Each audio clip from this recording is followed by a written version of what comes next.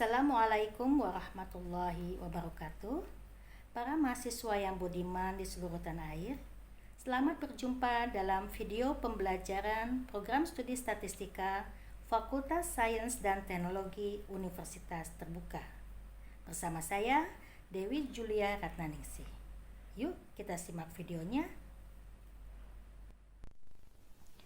Para mahasiswa yang berbahagia, kita kembali lagi dalam pembelajaran video statistika. Kita kali ini akan belajar mengenai pendugaan parameter dengan menggunakan Maximum Likelihood Estimation atau MLE. Sebagaimana sudah dipaparkan pada video sebelumnya bahwa ada 3 metode umum yang biasa dilakukan untuk melakukan pendugaan parameter, yaitu metode moment, metode Bayes, dan metode kemungkinan maksimum atau Maximum Likelihood Estimation. Mari kita pelajari berikut ini. Bahasan yang akan kita pelajari adalah pertama, definisi metode Maximum Likelihood, kedua, tahapan pendugaan parameter dengan menggunakan metode Maximum Likelihood, dan ketiga adalah contoh penerapan Maximum Likelihood. Definisi metode Maximum Likelihood adalah sebagai berikut. Misalkan X1, X2 sampai dengan Xn merupakan peubah acak dari suatu populasi X dengan fungsi masa peluang fx theta 1, theta 2 sampai dengan theta n, di mana theta 1, theta 2 sampai theta n merupakan parameter-parameter yang tidak diketahui, maka fungsi likelihood peubah acak tersebut adalah seperti ini. Jadi L itu adalah fungsi likelihood peubah X1, X2, Xn dengan parameter theta, yaitu fungsi X1 theta dikalikan fungsi X2 theta sampai fungsi Xn. Nah, perkalian dalam matematik disimbolkan dengan seperti ini, ya.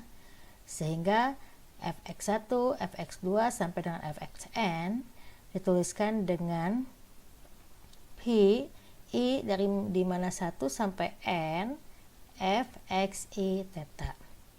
Sehingga fungsi likelihood theta x1, x2 sampai xn dituliskan dengan L theta. Jadi ini fungsi likelihoodnya.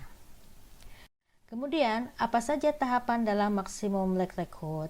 Pertama, tentu menentukan fungsi likelihoodnya seperti yang tadi didefinisikan.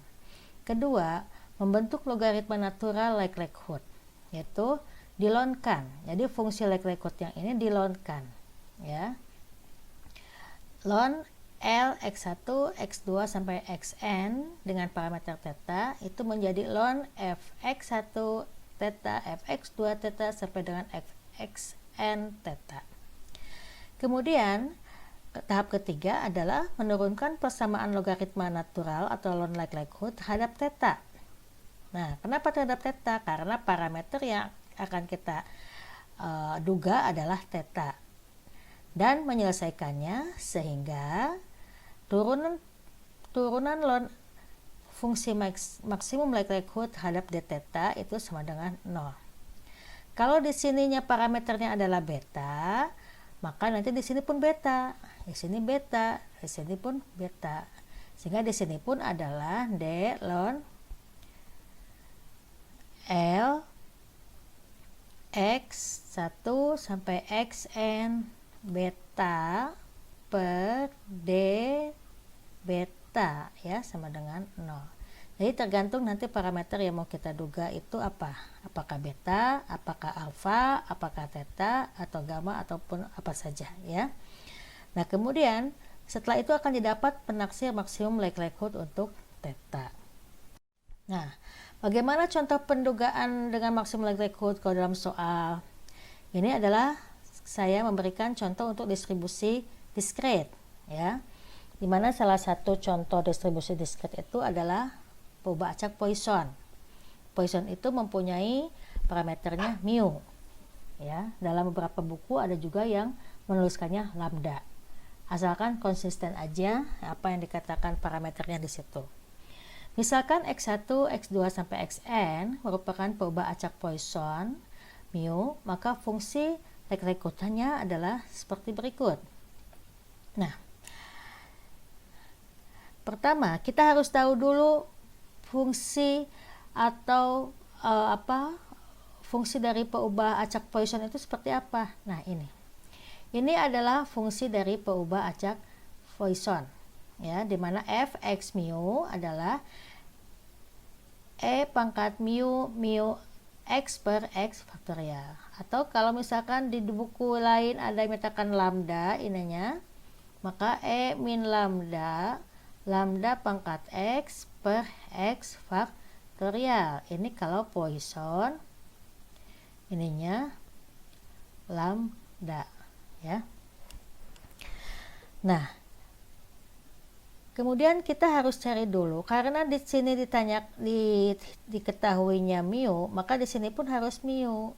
Jadi fungsi maksimum dari mu adalah fx1, fx2, fxn sampai mu sama dengan pi i1 sampai n atau perkalian dari fungsi x masing-masing ini dengan parameter mu.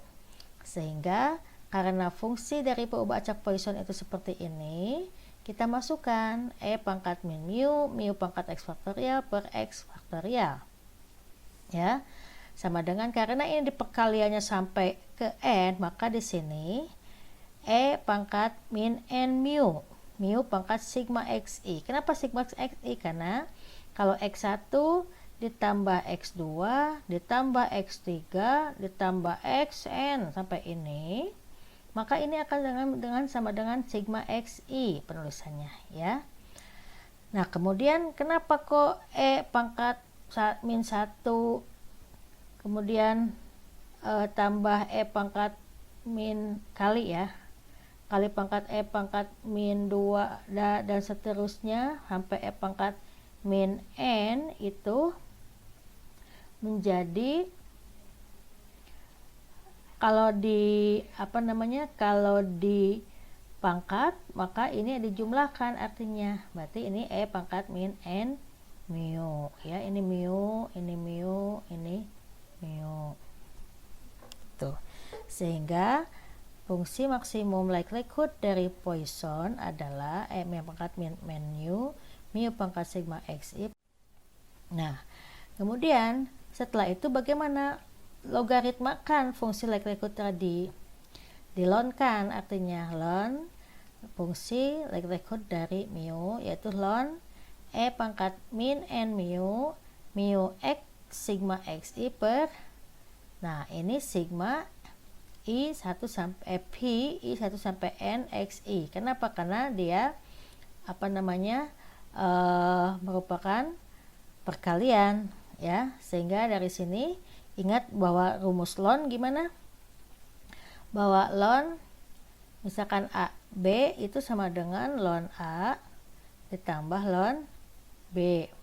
Kalau ln a per b itu sama dengan ln a dikurangi ln b, ya. Karena di sini perkalian, maka yang atas itu dijumlahkan. Jadi ln e n mu ditambah ln mu sigma xi. Nah, di bawah ini karena dia pembagian dikurang ln pi i1 sampai n xi. Kemudian setelah itu ini juga sifat ln lagi, bahwa ln misalkan e nx itu sama dengan n kali ln e pangkat x, ya. Berarti di sini n-nya turun, jadi n mu turun juga, ln e ditambah sigma, ini turun nih, sigma xi ln mu dikurangi ln pi i1 sampai n xi. Kemudian bagaimana? Setelah itu turunkan logaritma atau logaritma natural tadi terhadap parameternya, yaitu terhadap mu, sehingga kita peroleh seperti ini. Karena parameternya mu, maka diturunkan terhadap mu. Jadi D ln L mu per D mu sama dengan 0. Nah, sehingga dari tadi kita dapatkan rumus ini. Diturunkan terhadap mu adalah min N ditambah sigma XI per mu sama dengan 0. Nah, karena ini sama dengan 0, maka ini bisa dipindah ruaskan ke sini. Ya, sehingga sigma XI per mu sama dengan N. Sehingga mu sama dengan sigma XI per N. Jadi, untuk menyelesaikan dengan metode maksimum likelihood, kita harus ngerti aturan-aturan yang ada dalam logaritma natural. Bagaimana turunannya, bagaimana sifat-sifatnya, itu harus paham. Ya, silakan lihat lagi di kalkulus 1 kalau tidak salah. Nah, sehingga apa? Untuk menentukan apakah penduga mu itu betul-betul merupakan fungsi likelihood, maka kita cari turunan keduanya. Nah, turunan kedua dari turunan yang tadi adalah delta D kuadrat ln L mu terhadap mu ini adalah sigma XI per U kuadrat. Nah, ini pasti lebih kecil dari 0, ya. Karena kalau ini dimasukkan semua dan harus lebih kecil dari 0 supaya dikatakan bahwa fungsi maksimum itu betul-betul merupakan fungsi yang baik. Karena penduga mu memaksimumkan fungsi likelihood, maka penduga untuk mu dengan MLE atau maksimum likelihood ditulis sebagai berikut. Nah, inilah hasil pendugaan dengan menggunakan maksimum likelihood. Jadi penduga dari mu atau parameter Poisson adalah sigma XI per mu. Ya, jadi ini hasilnya. Demikian penjelasan pendugaan parameter dengan maksimum likelihood. Semoga menambah wawasan dan dapat dipahami. Selamat belajar, semoga sukses untuk Anda.